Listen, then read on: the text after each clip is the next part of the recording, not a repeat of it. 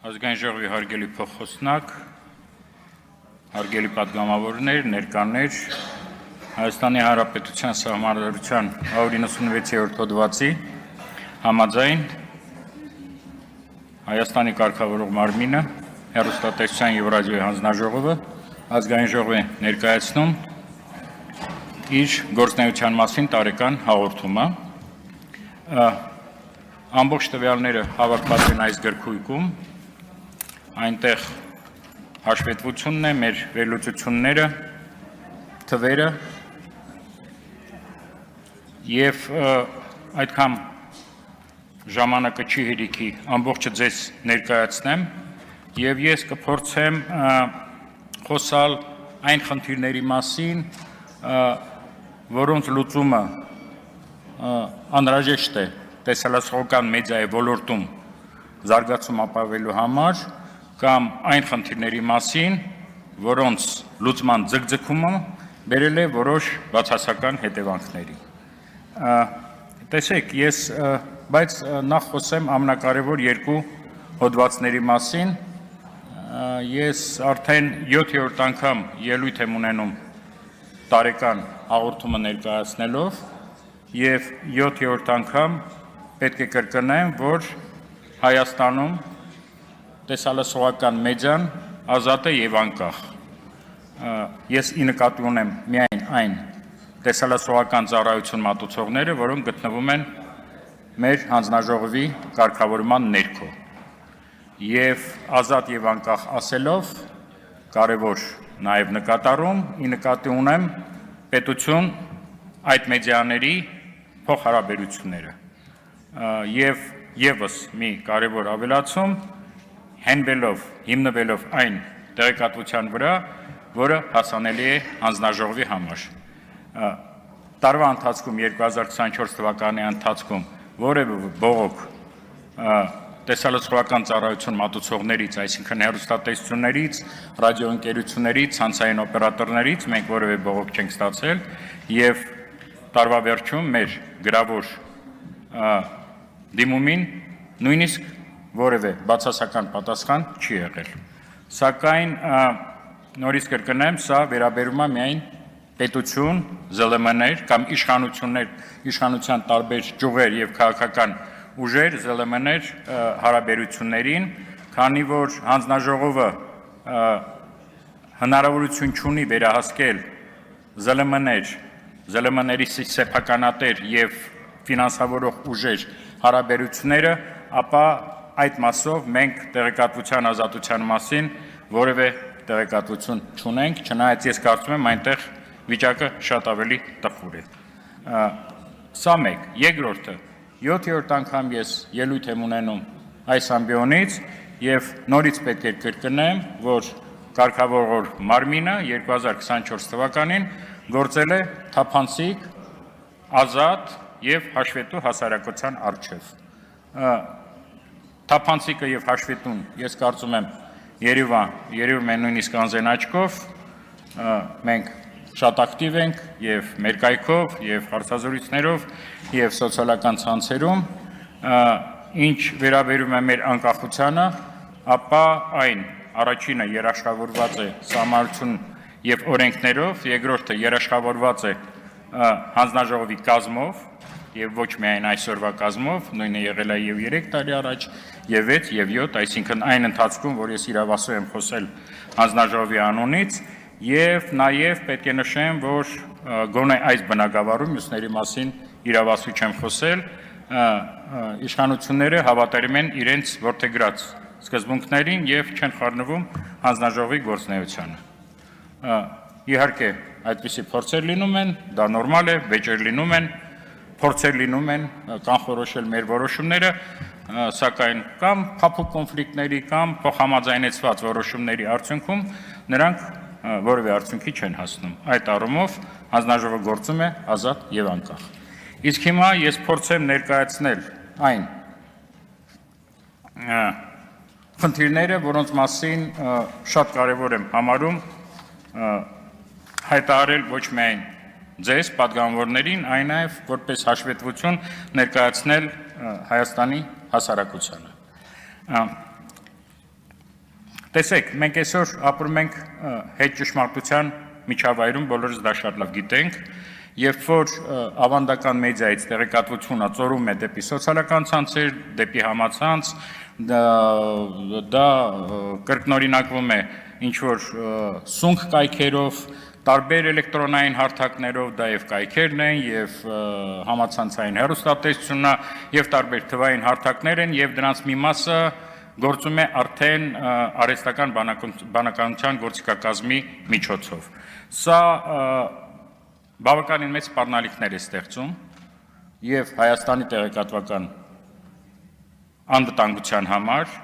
եւ մարդկանց հոգեվոր եւ ֆիզիկական առողջության համար, եւ սահմանափակում է Հայաստանի տեղեկատվական եւ լեզվական ինքնիշխանությունը։ Սա մենք պետք է արձանագրենք եւ ավելացնենք, որ մեդիա կարգավորող օրենսդրությունը չի հասնում այս պայթյունային փոփոխությունների ետևից։ Ինչ մենք ունենք, ես փորձեմ կարդալ, որպեսզի ինչ պետք է անենք, որպեսզի այս խնդիրները լուծենք։ Առաջինը եւ ամենակարևորը բոլոր մուլտիպլեքսում, ցանցային օպերատորների փաթեթներում, համացանցում հեռարձակողների օրենսդրական կարգավորման մեխանիզմները պետք է համահարթեցվեն։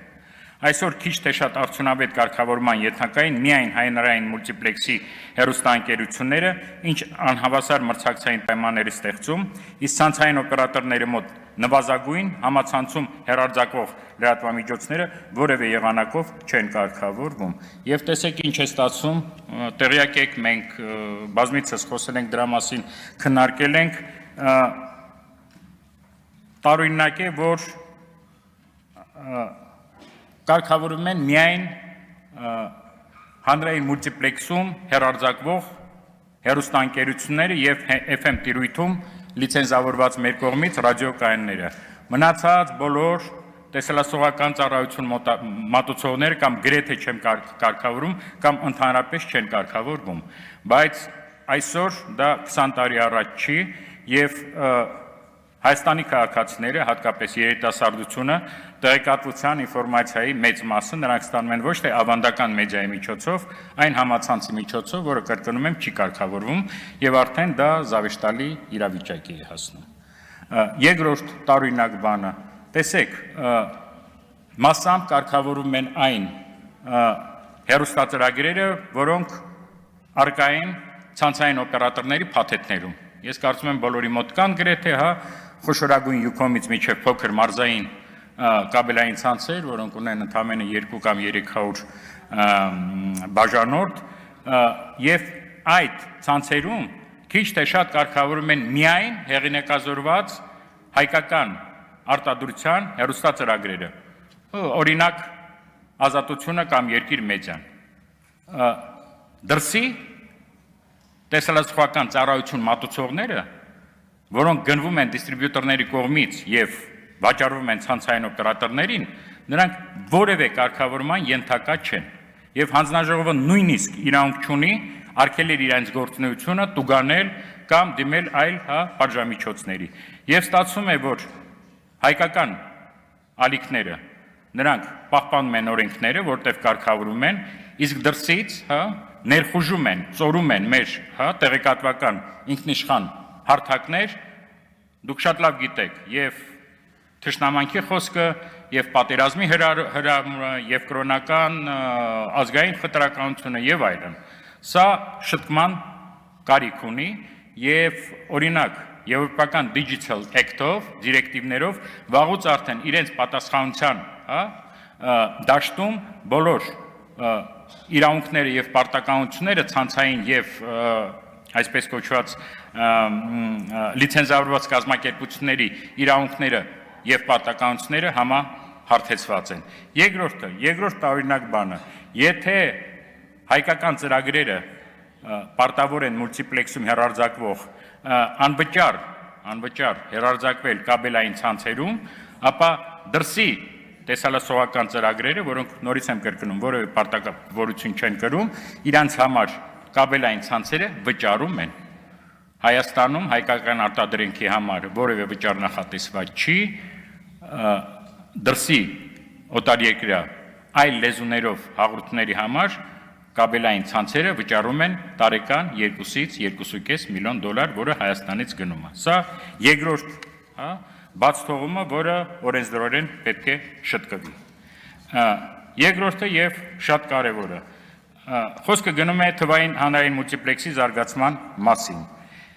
Դա դուք գիտեք, միայն մուլտիպլեքսն է Հայաստանում եւ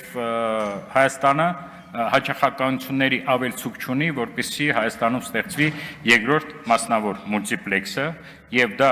կարգավորումա ոչ թե Հայաստանում, այն միջազգային նորմերով, կարգերով եւ այդ միակ մուլտիպլեքսը մեր կարծիքով, որը մենք արտահայտում ենք նաեւ մեր տարեկան հաղորդման մեջ, պետք է արտացոլի ինքնիշխան հանրօգուտ հարթակի բանաձևը, ինչպես նաև սահմանափակ պետական ռեսուրսի օգտագործման պետության ռազմավարությունը։ Վերջնական արդյունքը, ըստ մեր կարծիքի, պետք է լինի հեռուստածրագրերի լիակատար ապակ կուսակցականացումը, անաչառության, բազմակարության, լրագրողական էթիկայի կանոնների պահպանման, բովանդակության որակի ապահովումը, քաղաքացու տեղեկատվության ստանալու պահանջմունքի բավարարումը, Հայաստանի շահերի տեղեկատվական ուղեկցությունը երկրի ներսում եւ արտերկրում։ Եվ այդ առումով մենք հնչեցրել ենք արդեն մեր առաջարկը, որպեսզի մենք կարողանանք ստանալ որակյալ հեռուստաընկերություններ, որոնք կախված են նաև գովազդային շուկայից, մենք կարծում ենք, որ ժամանակն է քննարկնել սլոթերի քանակի կրճատումը, որպեսզի այն գովազդային դաշտը, որը այսօր կա, ինքը բաժանվի ավելի քիչ խաղացողների միջև։ Եվ այստեղ բավականին մենք լավ նորություն ունենք։ Ես առաջ անգամ հնչեցրեցի 2019 թվականին աջակցության հիմնադրամ ստեղծելու անհրաժեշտության մասին եւ ինչքան դուք գիտեք, երեք կառավարությունը ընդունեց այդ որոշումը, ստեղծվել է տեսլասովական մեդիայի հանրօգուտ հաղորդումների ստեղծման համար հիմնադրամ, որը ղեկավարելու է հոգաբարձուների խորհրդի կողմից եւ որը օգտագործվելու է Հայաստանում հանրօգուտ բովանդակություն ստեղծելու մասին։ Քաղաքական որևէ նպատակ չունի, դա տենդերի միջոցով բաժանվելու է բոլոր գործող հեռուստաընկերությունների միջով, որի շնորհիվ հեռուստաընկերությունները կարողանան ստեղծել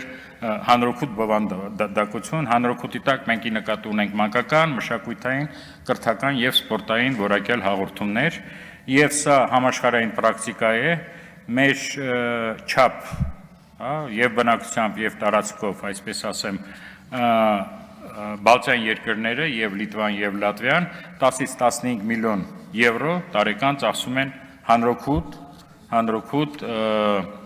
հաղորդումներ ստեղծելու համար։ Սա երկրորդը։ Շատ կարևոր ենք համարում սեփականատերերի եւ ֆինանսավորման թափանցիկության ապահովումը, որի մասին շատ է խոսվում, բայց որևէ քայլ չի ձեռնարկվում եւ վերջերս ինչքան գիտեք Եվրոխորհրդի նախարարների կոմիտեի համապատասխան հանձնարարականը արդեն կա անդամ պետությունների եւ մենք հույս ունենք, որ դա խթան կհանդիսանա արագ համապատասխան օրենսդրական փաթեթի ընդունելու համար։ Մենք նայենք շատ ենք կարևորում ատելության խոսքի եւ ապատեղեկության դեմ պայքարի հստակ չափանիշների սահմանմամբ մենք հույս ունենք, որ այս տարի նորից եվրոպական դիրեկտիվներից ելնելով Հայաստանը կունենա ատելության խոսքի ի վերջո արդեն ազգային սահմանումը, որտեղ միջև հիմա մենք ստիպված ենք առաջնորդվել միայն միջազգային փաստաթղթերով եւ պայմանագրերով եւ ունենալով մերը եւ իմպլեմենտացնելով դա օրենսդրության մեջ մենք ավելի հստակ կարող ենք պայքարել այդ չարիքի դեմ, բայց այստեղ նորից եմ կրկնում, այդ պայքարը կլինի արդյունավետ, եթե լինի բոլոր խաղացողների իրավունքների եւ պարտավորությունների համահարթեցում։ Այսօր մենք կարողանում ենք պատիժներ կիրառել միայն հանրային մուլտիպլեքսում հեռարձակվող հեռուստա եւ ռադիոընկերությունների հանդեպ եւ դուք շատ լավ գիտեք, որ ատելությունը, չարությունը, բռնությունը դա ավելի շատ գեներացվում է համացանցում եւ շատ ժամանակ նաեւ կաբելային ցանցերում։ Մենք օրինակ այս տարի 2 վարույթ ունեցանք եւ երկուսներ կապված էր ազգային եւ կրոնական խտրականության վերաբերյալ, օրինակ Ասիայից եկող այստեղ աշխատողների, այսպես կոչված հնդիկների, միայն հնդիկներ չեն այնտեղ, ընդհանրապես այդ երկրների բնակիչների եւ Հայաստանի ռադիոընկերություններից մեկը պատժվեց 500,000 դրանով միայն նրա համար, որ ինքը զբաղվում էր այդ ազգային խտրականությամբ, որը ցավոք, նաև դա ասեմ, մեր հասարակության մեջ նաև ինչ-որ բացասական արձագանքներ ստացավ, մարդկանց թվում է, մինչև հիմա երևի որոշ մասի համար, որ մենք ընտրյալ ազգ ենք, մյուսների մասին կարելի է ինչ ուզենանք խոսանք։ Սա երկուսը շատ կարևոր ենք համարում եւ այդ մասին մենք շատ ենք խոսում օտարերկրյա հեռուստածրագրերի հիարձակման խիստ կանոնակարգումը։ Անհրաժեշտ է օրենսդրական փոփոխություններ, որոնք կբացառեն այլ երկրների քաղաքական օրակարգերի սպասարկումը հանրային մուլտիպլեքսում։ Բացառություններ միայն նրանք, որոնք հանրային բնույթ են կրում։ Շատ լավ գիտեք, մեր հատկապես նախանցյալ տարի այդ աղմուկը եղավ կապված ռուսաստանյան հեռուստաընկերությունների բովանդակության հետ եւ ես նորից եմ կրկնում այն միտքը, որ մենք չենք ունենա այդ լարվածությունը դրա պատճառով հայ-ռուսական հարաբերություններում, եթե ժամանակին քաղաքական կամքույն անենք եւ իրենց որևէ հաճախականություն Հայաստանում չտայինք եւ մի քանի օր առաջ հանձնաժողովում երբ որ քննարկում ենք մեր տարեկան հաղորդումը ես տեղեկացրեցի, որ նաև ֆրանսիական կողմն է ուզում, ցանկանում այստեղ մուլտիպլեքսում 1 կամ 2 սլոտ ունենալ, մենք որպեսզի հասկանալի լինի, մեր խնդիրը ոչ թե ռուսական ծրագրերի արգելափակումն Հայաստանում, այն ընդհանրապես խիստ սահմանափակումը օտարերկրյա ծրագրերի, եւ այստեղ մի օրինակ բերեմ, երևի բոլորդ գիտեք աղմուկ էր հանել, երբ որ ARD հեռուստաընկերությունը ֆրանսիա-գերմանական հարավային Կովկասի քարտեզը տպել էր առանց Հայաստանի մասնակցության, առանց Հայաստանի քարտեզի, որ օրինակ Ֆրանսիան ցանկանում է, որպեսզի նաև ARD-ն լինի մեր հանրային մուլտիպլեքսում, եւ հիմա պատկերացրեք ինչ տհաճություն կլներ եւ ինչ լարվածություն կստեղծեր մեր միջպետական հարաբերություններում, եթե մեր հանրային մուլտիպլեքսում,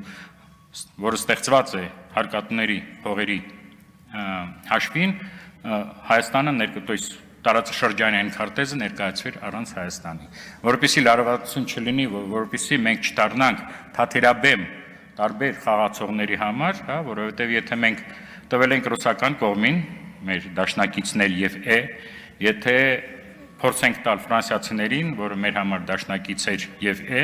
ապա մենք ստիպված կլինենք այդ հաճախականությունները տալ բոլոր մեր բարեկամ երկրներին, որոնք քիչ չեն։ Հարևան Իրանը, հարևան Վրաստանը, գլոբալ տերություն ԱՄՆ-ն, ինչու ոչ Հնդկաստանը, Չինաստանը, Հունաստանը եւ մենք կդառնանք իսկապես այդ միջպետական բախումների տեղեկատվական պատերազմների թաթերաբեն, այդ առումով մենք շատ ենք խնդրում, որպեսզի համապատասխան օրենսդրական փոփոխություններ լինեն եւ արգելվեն բոլոր օտար հեռուստածրագրերը, եթե նրանք մանկական մշակութային բնույթ չեն կրում եւ մի պայմանով, որ գոնե թարգմանվում են հայերեն լուսագրերով։ Ինչ կապված է ազատականացման հետ այդ շուկայի, ապա ձեզ կարող եմ ասել, որ մեր ցանցային օպերատորները այդ բազմազանությունը եւ լեզվական եւ տեղեկատվական ապահովում են։ Ես ձեզ այստեղ մի քանի թիվ բերեմ եւ այդպիսի դիսբալանսը մեր ուսումնասիրություններով միայն Հայաստանում է։ Տեսեք, ցանցային օպերատորների փաթաթներում ամբողջ, մենք ունենք մոտ 60 ցանցային օպերատոր, հեռարձակվում է մոտ 330 հեռուստածրագիր, որոնք գնվում են, մի մասը բերվում է դրսից, մի մասը արտադրվում է ստեղ փոքր մասը, եւ այդ 30 հեռուստածրագրերից միայն 72-ն են հայկական։ 164 հեռուստածրագրեր RD արտադրության են, Ռուսաստանի Դաշնության, 47-ը ԱՄՆ-ի, 16-ը ֆրանսիական եւ այսպես շարունակ ընդհանուր թվով 15 երկիր։ Այստեղ նաեւ նշեմ, տեսեք 16 ֆրանսիական ծրագիր մենք ունենք ցանցերում, այստեղ նրանք չներկայության բողոքելու որևէ առիթ չունեն։ Սա քանակն է հեռուստածրագրերի։ Այս հեռուստածրագրերի լեզուներն են 62 ծրագիր հայերեն, 231 ռուսերեն, 84 անգլերեն, 12 ֆրանսերեն եւ այլն ընդհանուր թվով 12 լեզու։ Այսինքն հայերեն լեզուն նույնիսկ երկրորդ տեղը չէ, երրորդ տեղն է եւ 62-ը հայերեն եւ 231-ը ռուսերեն համեմատությունը խոսում է շատ վատ տենդենսների մասին, որովհետեւ այն չի ապահովում, շատ կարևոր մեր մշակութային, կրթական, ինքնության, կրթության համար լեզվական անվտանգությունը Հայաստանում, ստեղ մենք եւս մտածելու տեղ ունենք։ Շատ կարևոր եմ համարում նաեւ խոսալ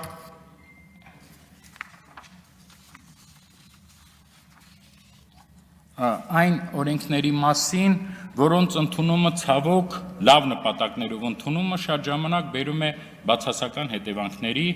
մենք հանձնաժողովի նույնպես դրա մասին խոսել ենք, տեսեք, եւ Տիկին Բաթոյանին եմ ես ասել դա, բայց ուզում եմ այս թվերը բերեմ, որտեղ թվերը մենք նոր ենք ստացել, 2023 թվականից ընդունվեց օրենք, որով շատ լավ նպատակներով, շատ ճիշտ միգուցե, որով բոլոր հեռուստաընկերությունները մեկական լրատվական եւ մանկական հաղորդում օրվա մեջ եւ ամենալավ ժամերին պետք է ուղեկցվեն ոչ միայն լուսագրով, այլ նաեւ սուրդո թարգմանությամբ, գիտեք։ Եվ իհարկե շատ լավ էր, բայց դա բերեց նրան, որ եթե 2023 թվականին բոլոր հեռուստա ալիքները ցույց էին տվել 183 մուլտֆիլմ, ապա 2024-ին ընդամենը 43 մուլտֆիլմ։ Ինչու՞, որտեվ շատ ժամանակ հեռուստաընկերությունները այդ գումարը չունեն, որպեսզի վարձեն մասնագետին, իսկ դա բավականին մեծ գումարներ է, հատկապես մարզային հեռուստաընկերությունների համար, եւ բ այդպիսի մասնագետների պակաս կա։ Եվ մենք առաջարկել ենք եւ մշակույթի կրթության նախարարությանը եւ այստեղ էլ ենք առաջարկում, որպեսզի այս օրենքը նորմալ գործի, այլ ոչ թե հեռուստաընկերությունները ընդհանրապես, մանկական հաղորդումները անեն եթերից, պետք է նախ կամ ֆինանսավորել այդ ֆինանսական ծախսերը, այսինքն փակել հեռուստաընկերությունների եւ պատրաստել նաեւ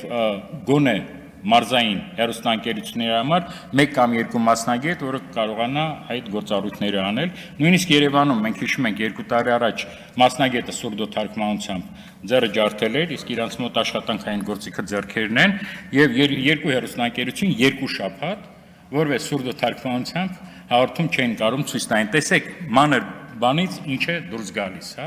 Նույնը մենք ելի ենք գտնում, որ հանրային հեռուստաընկերությունը, որը կարևոր գործառույթ է անում, անկախ նրանից, որ շատ է քննադատվում եւ հաճախ արդար, այն պետք է լիովին ֆինանսավորվի բյուջեից, որպեսզի այդ գովազդային, այսպես ասած, բլիթը ինքը բաժանվի կոմերցիոն հեռուստաընկերությունների միջև։ Եվս մի կարևոր, որի մասին մենք խոսում ենք եւ որը շատ կարևոր է։ Եվ այստեղ, երբ որ խոսում է, որ իսկապես պետություն կամ իշխանություն եւ ԶԼՄ-ներ հարաբերությունները նրանք ազատ են, չեն խառնվում, բայց մի օրինակ բերեմ, որով էականորեն օրենք ընդունելով սահմանափակվեց հեռուստաընկերությունների ազատությունը։ Տեսեք, ընտրական օրենսգրքում, սահմանադրական օրենքում նորմ նախավերջինը կներեք, վերջինը այս ապրիլի 1-ից է եւ ցավոք չանվեց մեր բոլոր պնդումների հետևանքով էլի ոչինչ չարվեց, նորմ կա, որ ընտրությունների ժամանակ համապետական օրինակ բոլոր հեռուստաընկերությունները, բոլոր, այսինքն քանի որ համապետական են եւ հանրապետական ծածկույթի եւ մարզային եւ մայրաքաղաքային, նրանք պարտավոր են յուրաքանչյուր կուսակցության ընտրություններում մասնակցող տրամադրել 25 րոպե անվճար ժամանակ։ Եթե մենք վերցնում ենք մյուս տարի ընտրություններ են, հերթական ընտրությունների ժամանակ մոտ 30 թե 32 օր գնում է այդ ընտրական process-ը եւ մասնակցելու են զորօրինակ 8 կամ 10 քաղաքական ուժ, ամեն մի հեռուստաընկերություն 250 րոպե պետք է անվճար ժամանակ տրամադրի կուսակցություններին, այսինքն այն կոմերցիոն հեռուստաընկերությունները, որը տասնյակ պարտավորություններ ունեն պետության նկատմամբ, նրանք турքեր են տալի, նրանք հանրօգուտ հաղորդումները պետք է 20%-ի շեմը չիջեցնեն, նրանք հայերեն լեզվով հաղորդումներ պետք է տան, նրանք պետք է իրազեկեն հանրապետ հազար մի բան, բոլորը չասեմ, նրանք նաև ֆինանսավորում են քաղաքական ուժերին։ Եվ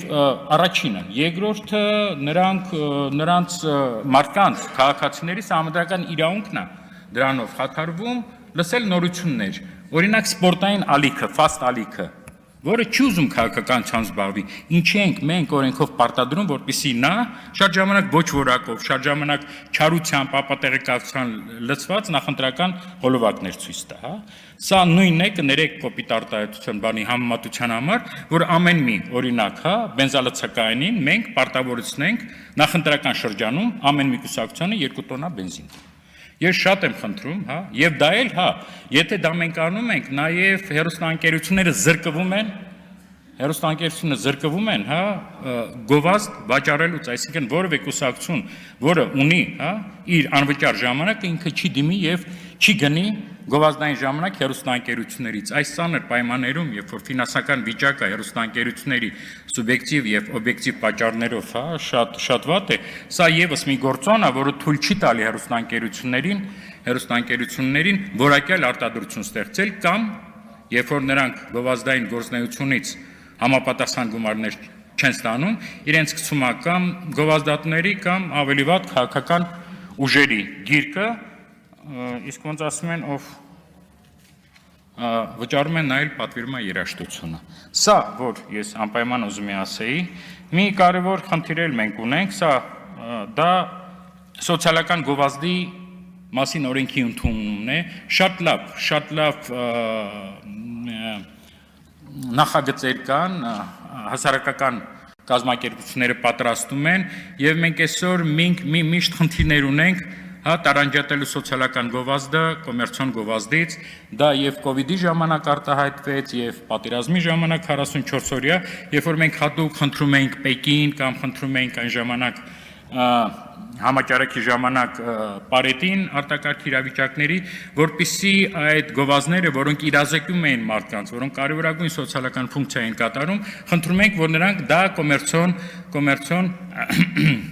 գովազդ չհամարեն եւ չհարկվեն։ Եվ մեր հաշվարկներով հստակ ես եթե չեմ սխալվում պարոն Գաբրիելին տվել եմ եւ նաեւ կառավարությունն էին ներկայացրել անցյալ տարի դրանից հետո գումարը բարձրացել է այս վերջի 5 տարվա մեջ համաճարակից սկսած 4 այն ժամանակ բոլոր հեռուստա եւ ռադիո ընկերությունները լիցենզավորված մեր կողմից մեր խնդրանքով կամ արտակարգ իրավիճակների Պարետի խնդրանքով մոտորապես 3.5 միլիոն դոլարով ասեմ, որ պարզ լինի 2.5 միլիոն դոլարի անվճար գովազդային հոլովակներ են տվել գովազդային ճակերտների մեջ իրազեկող, հա, ոգևորող պատերազմի ժամանակ, հա, եւ այլն։ Սա եւս մենք այստեղ խնդիր ունենք, ժամանակը վերջանում է, բայց ես գրեթե ամեն ինչ ասեցի։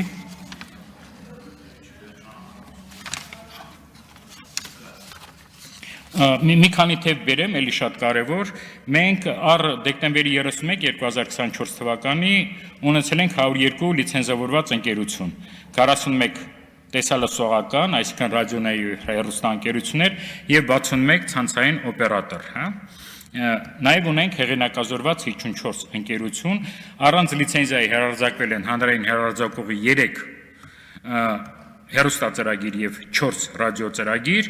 իսկ միջազգային պայմանագրերի հիման վրա 4 տեսալսողական ծրագիր եւ 1 լսողական ծրագիր։ Լսողական ծրագիրը դա France International-ն է, որի մասին գրեթե ոչ մեկ չգիտի, բոլորը ասում են, Ֆրանսիան մեր բարեկամն է, այստեղ պիտի ներկայացված լինի, այդ ռադիոընկերությունը, ռադիո ծրագիրը 0 ռեյտինգ ունի, որտեղ գրեթե ոչ մեկ լսող չկա, ֆրանսերեն լեզվով էլ տիրապետող չկա գրեթե այստեղ, եւ 4 տեսալսողական ծրագիր, դա գիտեք որոնք են,